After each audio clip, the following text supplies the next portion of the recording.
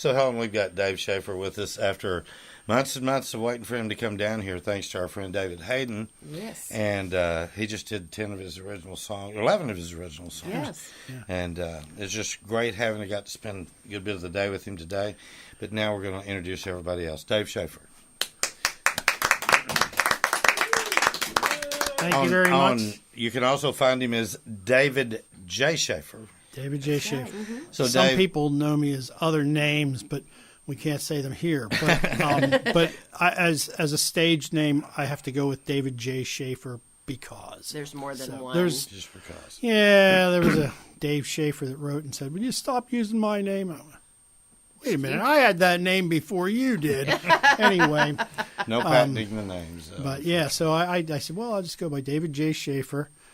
And so there you go. Tell us about David J. Shaffer. Where are you born and raised? David J. Shaffer was born and raised in Altoona, Pennsylvania. Okay. And what part of Pennsylvania is that? That's kind of south central. If you're a little past the middle of the state, and then down a little bit, it's between Harrisburg and Pittsburgh. Okay. So, yeah. Now, you were born there. Did you go to school there as well? Or? Yes, I went to school in a town called Hollidaysburg, Pennsylvania. And it's a nice little town. And, sounds like a great name for a small town USA. You know? Yeah, it was a great little town. It was nice growing up there. We were on the outskirts of it and out in the country. And... yeah, it was a lot of room to run. And as we talked about today, he comes from a rather large family. Yeah. Yes. What are your brothers and sisters' names again? Let's hear that. All right. Now, don't blink. Okay. It's Johnny, Ronnie, Danny, Greg, Timmy, Robert, David, Paul, and Liz. Woo. Wow. So there was my mom and dad, God love them. Neither of them are with us anymore, but they had 9 when they left their mark. When the Bible tells you go forth and multiply, they took it seriously. They did. They did their job, their end of it. There's 8. They had 8 boys. I'm number 7, and then they had a girl. Wow. So and then they stopped. They got their sister, girl.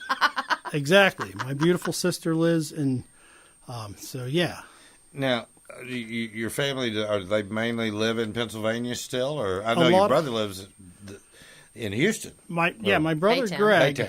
I'm here with my brother Greg today, and he lives down in Baytown. He's been there 45 years down here. Are you hooked yet? He's okay. He's actually thinking about staying. Yeah. So it'd be a good idea. And yeah, so. So how did you get from Pennsylvania to Maine, and how old were you when you made the switch? Well, I was about 40 years old, and I needed to reinvent myself, and so Maine. I had a choice of Maine or Florida, and for whatever reason, I went to Maine, and. I've been wondering about Florida ever since. Maybe I should have just checked it out. But anyway, I ended up in Maine, and I love it in Maine. It's if you can take the weather, which it's brutal. Now, what town are you from in Maine now? I live in a town called Saco. Okay, where is that in A lot of people call it Saco, but it's Saco. Or Psycho. No. Psycho. Anything goes. Yeah. It is about, if you came into the state, and you see the sign that says vacation land. Maine is vacation land. Who knew? Yeah. I live about 45 minutes up the turnpike, and that's where you find Old Orchard Beach and Saco, and that's where I'm at. So is it on the coast?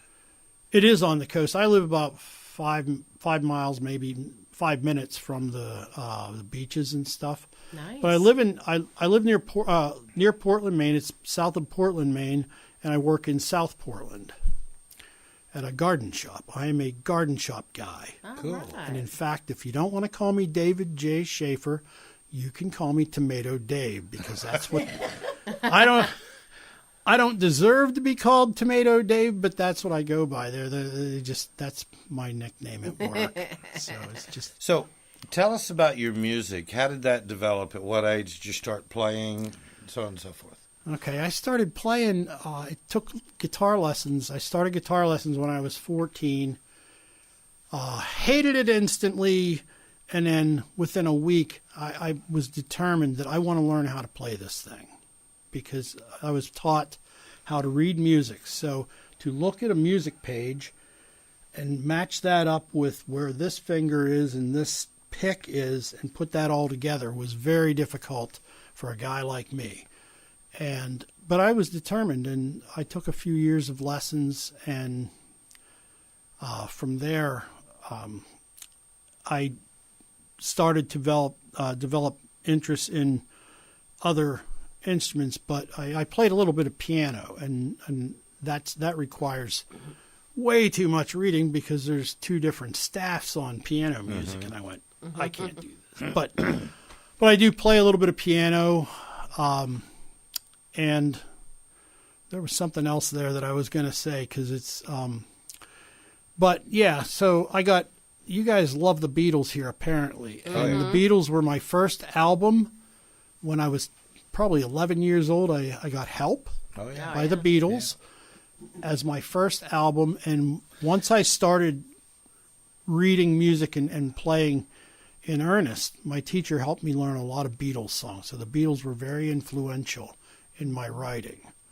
And you did, that was one of their two United Artists. So they were help you the night before and all those songs. Those are a great place to start. I started, I can certainly see that influencing you. It influenced everybody I know. Oh, absolutely, without a doubt. The latest thing was the lost tapes or whatever it was of the Get Back. And that was, I was mesmerized by it because a lot of the stuff that they did to bring those songs to life, I realized that I'm doing some of the things that they did. And I was never taught to write music or songs. It just kind of came, and I just started doing a few things here and there. So I had no real method to writing my songs. But as I'm watching Paul and John and the rest of them work these songs out, I went, that's what I do when I'm working out a song. So yeah, they were a big influence, as I'm sure they were to everyone. Yeah, we've you hear a lot of names when I talk to different songwriters about influences, but the Beatles are the most consistent one. Would you say that your melodies is what helps you write or starts the process of lyrics, or do you come up with lyrics first and then put music to it? Usually it's lyrics, but they'll come to me in little, either a word or two or a line of words, and I won't know what it means, but it'll repeat in my head till the point where I write it down somewhere, and then I'll sit down with it at some point in a guitar, and I will come up with something that sounds interesting on the guitar, and I'll work the lyric to where it starts to be coherent and fits with the music. So, like Beans at Your Barbecue, I was busy writing a song where I was just trying to imagine someone being arrested. What happens when somebody gets arrested? Well, the cops pull you over, and they say, hands up against the car and feet out and spread them. That was the cop shows when we were kids. Hands up against the wall, feet out and spread them. And I said, okay, let's do that. And then you get cuffed and stuffed and all that. So I was just writing this, but it was just like a little piece at a time as I was going to work. And then one day I was running around work, and the line, I was eating my beans at your barbecue, came to my head, and I couldn't get it out of my head. So I wrote it on a piece of paper, wondering what it meant. And then at some point, I went, that person's getting arrested at this barbecue. And then, but she couldn't have just like stolen something from Walmart or murdered one person or, So this has to be pretty drastic because of the buildup. And so I made her a cannibal. Dexter would be proud of yes. Little did I know that the first time I reluctantly played that in front of a room full of people. Nice biker bar up there in Maine that I play at, and they loved it. And everybody was asking me where to get a copy of it, and I'm like, get a copy of that? Okay, weird, but okay. So I recorded it, and when I recorded it, it was on the cheap, and I'm like, let's record this stupid song real quick just to get it over with. And it became a song. I get on stage, and somebody will yell, beans, and that's what they're talking about. They want to hear that. So when you...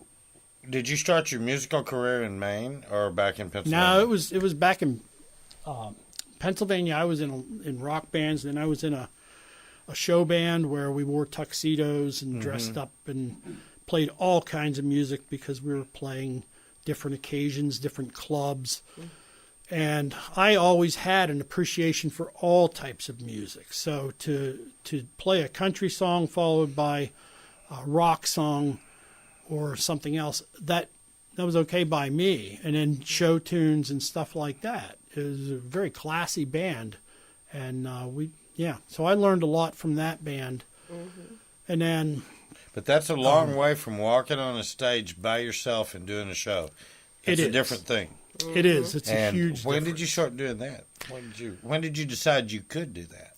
At some point about 15 years ago, well, being honest with you, I might have drank a little too much, and then at some point I quit doing that, and I haven't drank since. I've been sober for 22 years plus. Hey. Well, thank you. And I quit playing music altogether, and I never touched a guitar for 5 years.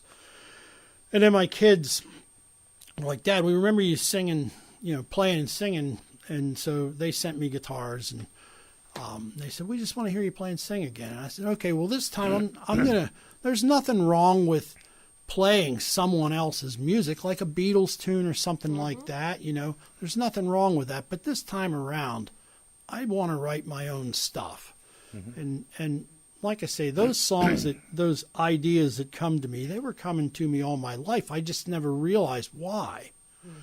I would be on the verge of falling asleep, and I would hear a song playing in my head, and I would get up and go, what is that? I never heard this song before, but there it is. I'll remember that in the morning, and then I don't remember it in the morning. Exactly. So when I started writing stuff down, that's when it clicked that I'm a songwriter. And as a performer, entertainer, between when I said that I stopped playing music, I started acting. And I always wanted to be an actor, and I found out you can do that through local theater. And I got on stages in front of people, and once the local theater knew I wanted to be an actor, they put me in everything. So coming from a family of 9 kids, it's easy to look for that attention. So I'm looking for attention. So I got it on stage in plays. I was Oscar Madison of The Odd Couple. I did him in dinner theater. So it was a great experience, but then I started writing these songs, and I decided you have to do something with them, because people aren't coming into my living room and clapping, even though they come into your living room and clap. We bait the hook. That's because we got people like you coming here. You do bait the hook. So, but I got out there, and I don't know about here in Texas, but up there you can find open mics, and they'll let anybody on those stages.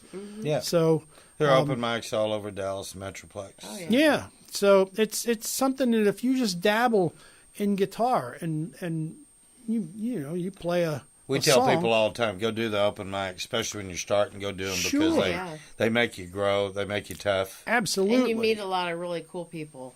Exactly. And I've met people who were beginners, and I watched them grow on the stages, and they're quite good now. And it's just a matter of you can play guitar and sing a song. Nobody's going to make fun of you. Right. It's not magic. People think it's magic, and it's not magic. It's a gift, because not everybody can write. No, but everybody can pick up a guitar and stand up there and sing a song, whether it's good or not. They can. I can't play guitar. Okay. All right, we won't make you do it. I know. I know what you mean, and I agree with you 100%. Yeah. I know plenty of people who's asked me, how do you do it? How do you get in front of people and do stuff? And then you're in front of a camera. I started acting in films, and I'm in a lot of student films. Mm-hmm. And it's that, Mom, I'm over here. Number 7, help me here. Okay, look at me. Look at what I'm doing. Yeah. Okay, it's that need for attention from a big family that spurred you on. Yeah, and so I like acting, and so I found out that student filmmakers need volunteer actors, and there you go. And that led to a couple bigger roles. And in fact, a lot of my music appears in the student films. They know I'm a songwriter, and they had my demo before, and I had other songs out there that they used in their films. So it's really cool. Really I get to help these students out, plus I get to help yourself too. Help myself out. Where would you like to be 5 years from now with your music? I would, because that's where you will be. Well, I would it's like what you to accept in your mind. I would like to be doing things like this, the shows where people are there to listen to you, and I'd like to have a lot more songs. I already have upwards of 50 songs that a lot of them haven't even been recorded. So I have a person in Maine who she is a producer, has been all her life a producer, and she has a gold record, and she likes my stuff. And I've been doing trade-off work for her. I do handyman work, and so I go patch some sheetrock, put some tape down, mud it, and sand it, and then okay, you owe me a couple hours in the studio. So we have an agreement that someday she's going to record me, just me and the guitar, nice solo album, and hopefully that'll get a lot of this material out there. And then I have more than enough to do another album with a full band, like Americana Divide. I had a bunch of people help me out, not studio musicians so much as a couple of them are my friends, but they're already in other bands. They're not my band, but they're my band on the album. Right. So 5 years from now, I'd like to have a couple of albums out, several in fact, and I'd like to be able to continue to play in front of crowds that like to listen. Let me throw something out here real quick, and this is to every songwriter.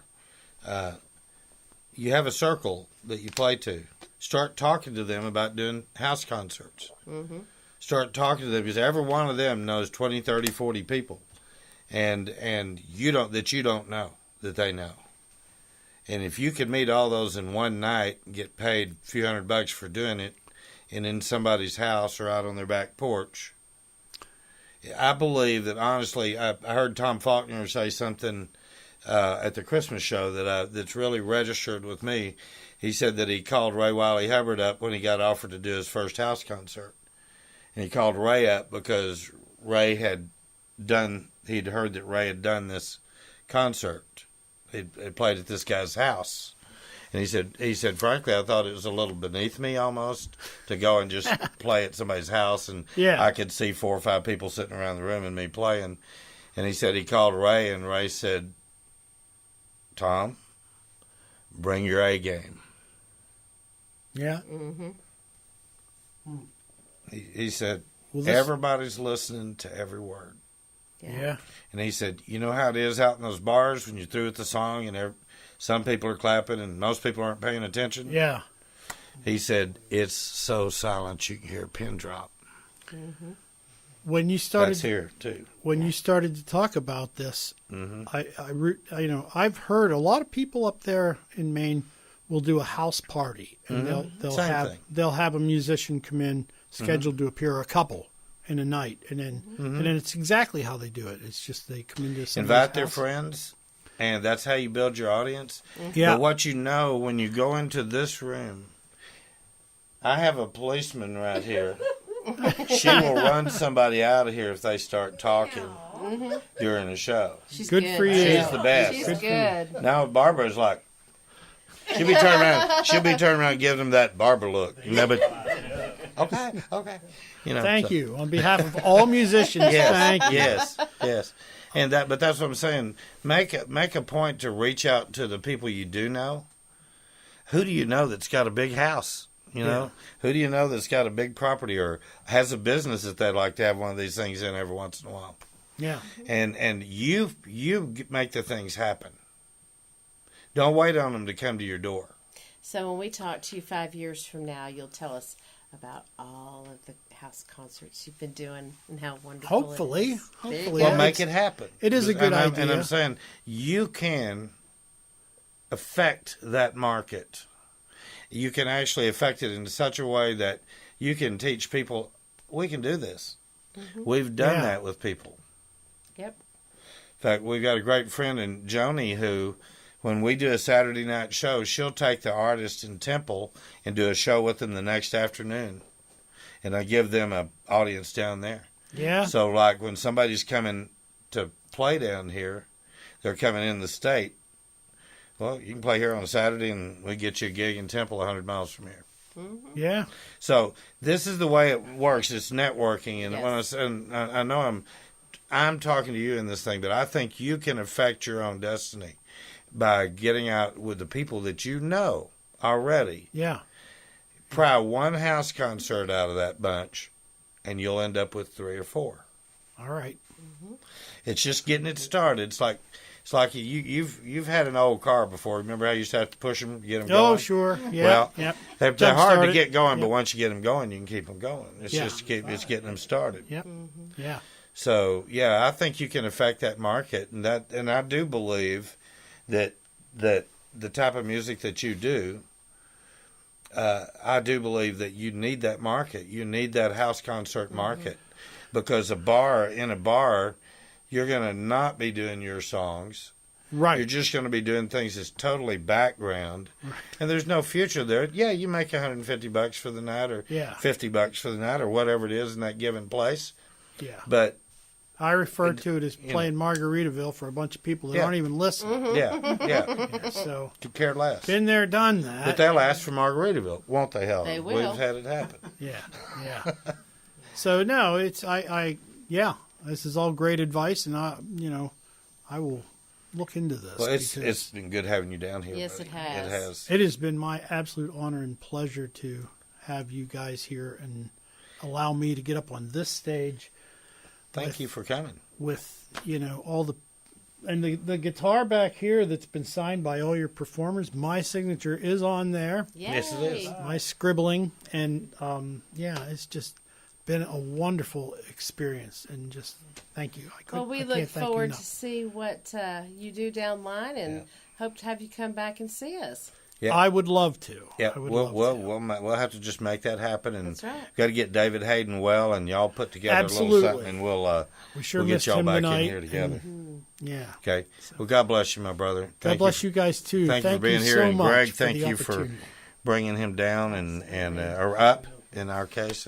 And thank you, everybody, for listening to In the Music Room. Without you, it wouldn't be possible. Amen. Keep tuning in. You're in the music room.